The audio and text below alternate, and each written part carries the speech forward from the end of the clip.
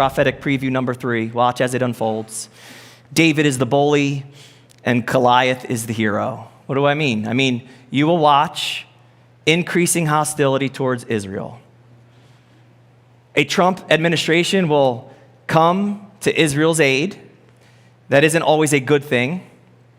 Israel, when isolated and independent of any outside help, more likely to rely on the God of the Torah, and at least, because there's been a pretty aggressive secular Jewish movement through the decades.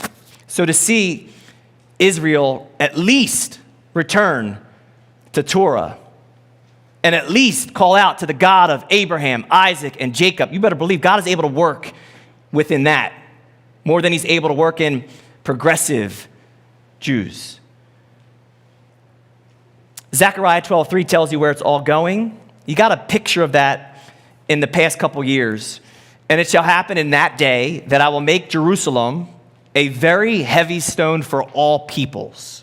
All who would heave it away will surely be cut in pieces, though all nations of the earth are gathered against it. That's not hyperbole.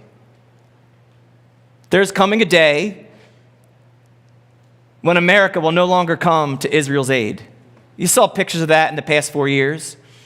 We said on the front porch to the media, to the world, we support Israel, and then made backroom deals with Iran. By the way, Israel's mortal enemy that funded all of the terrorist proxies that surrounded them. They call it the Ring of Fire, and openly says, like other Islamic states, that America is big Satan and Israel is little Satan. Why in the world would you give funding to your actual enemy? Unless you were being induced by an entirely different spirit, namely an antichrist spirit. Anti-Israel, or as we call it, anti-Semitic sentiment will continue to grow.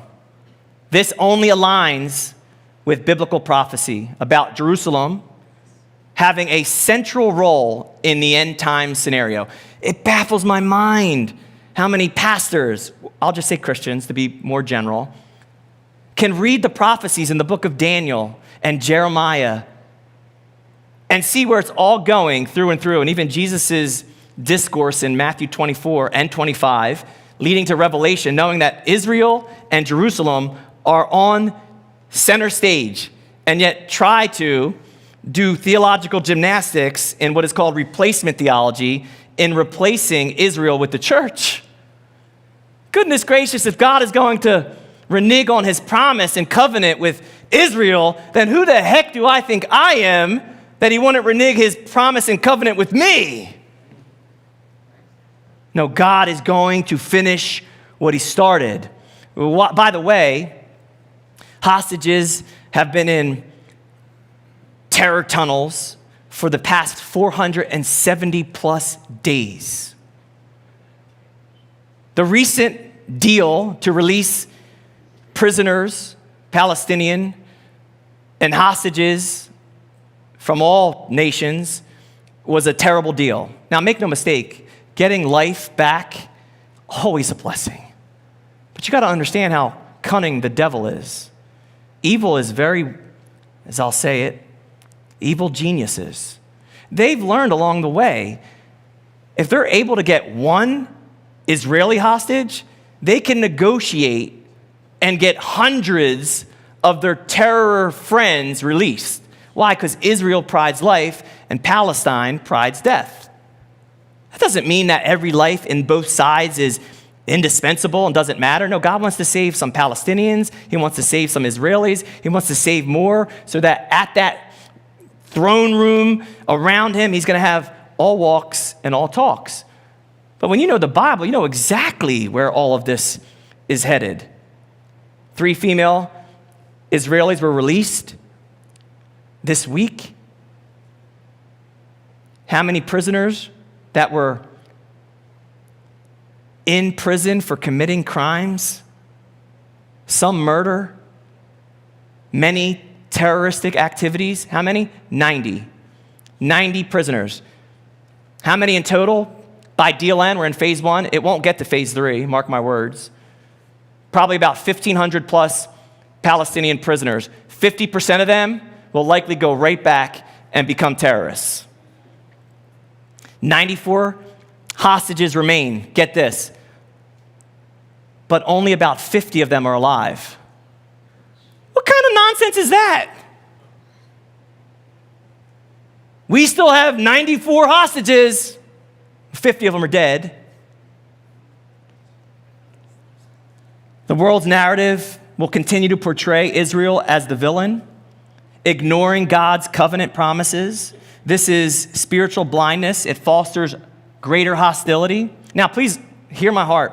When I speak of Israel, I'm speaking of unredeemed Israel. That's how I've coined that term, unredeemed Israel. And the reason why I say unredeemed Israel, because not all of Israel will be saved. But those God has ordained in his prophetic timetable will one day be redeemed Israel, which is why Paul writes this in Romans 11, 25 to 27. For I do not desire, brethren, that you should be ignorant of this mystery, because it is a mystery, lest you should be wise in your own opinion, that blindness in part has happened to Israel until the fullness of the Gentiles has come in. Translation, Israel's blind right now because God's gospel is working through the Gentile world. And there's a day when every Gentile that is ordained to be saved will seal the deal, and then God will turn his attention back to Israel. That is the time of Jacob's trouble. That is the final 7 years in Daniel's prophecy. I'll continue.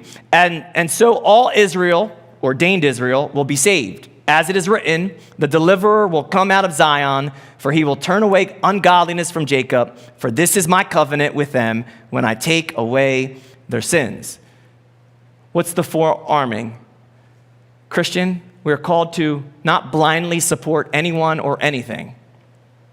We are called to biblically support what God supports. Biblically speaking, it means we are to pray for Israel. We are to pray for the peace of Jerusalem. Psalm 122, verse 6. We are to be very well aware of God's prophetic timeline.